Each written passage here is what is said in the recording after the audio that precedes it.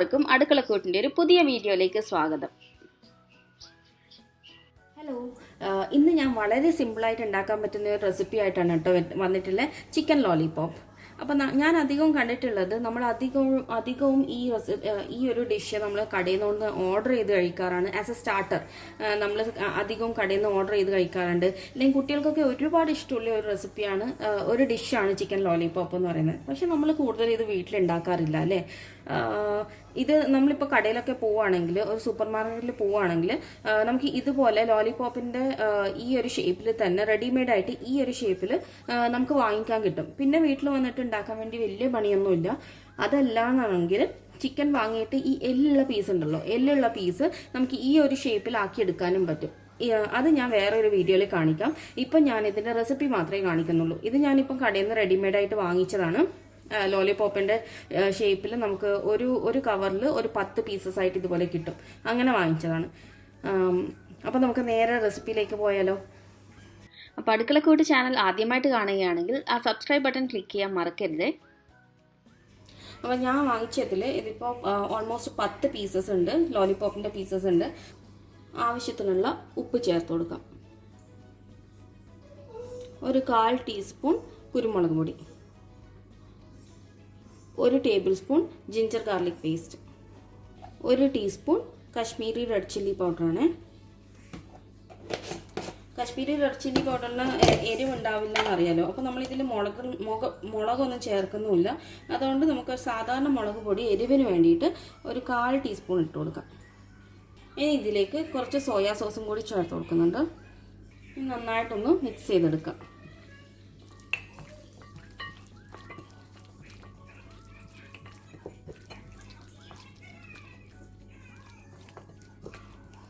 ഇനി ഇത് കുറച്ച് സമയം നമുക്കിത് റെസ്റ്റ് ചെയ്യാൻ വെക്കാം.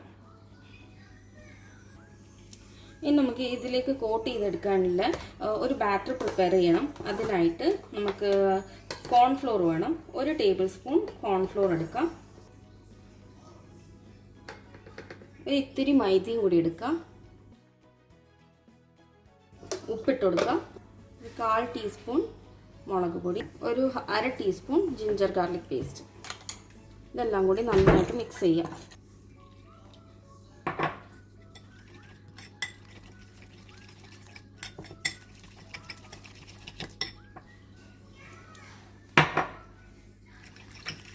ഈ ഒരു തിക്നെസ്സിൽ മതി കേട്ടോ, അധികം കട്ടിയാക്കി എടുക്കരുത്. ഈ ഒരു ലൈറ്റായിട്ടുള്ളൊരു തിക്നെസ്സിൽ മതി. ഇനി നമുക്ക് ഇത് ഡീപ്പ് ഫ്രൈ ചെയ്തെടുക്കാൻ വേണ്ടേ. അതിനായിട്ട് നമുക്ക് ആവശ്യത്തിനുള്ള വെളിച്ചെണ്ണ നമുക്ക് പാനിലേക്ക് ഒഴിച്ചു കൊടുക്കാം.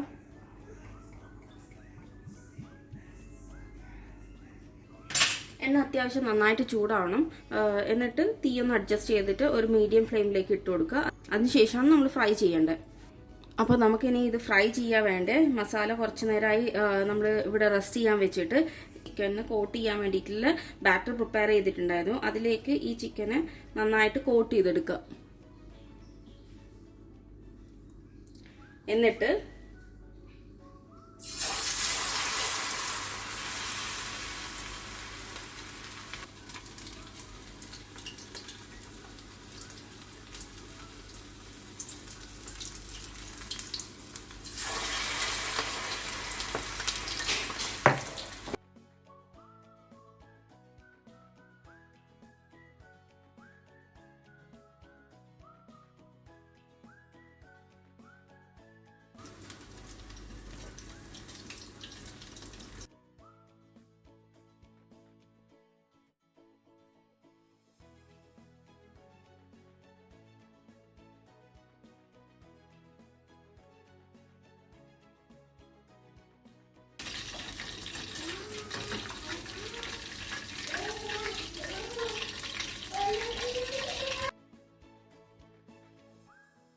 ഇനി നമുക്കൊരു വേറെ പാൻ എടുത്ത് സ്റ്റൗവിൽ വെക്കാം. അതിലേക്ക് ഒരല്പം വെളിച്ചെണ്ണ ഒഴിച്ചു കൊടുക്കാം. എണ്ണ ഒന്ന് ചൂടായി വരുമ്പോൾ ഇതിലേക്ക് നമുക്ക് 1 ടീസ്പൂൺ ജിഞ്ചർ ഗാർലിക് പേസ്റ്റ് ചേർത്ത് കൊടുക്കാം. എന്നിട്ട് ഇതിലേക്ക് ഒരല്പം കെച്ചപ്പും കൂടി ചേർത്ത് കൊടുക്കാം.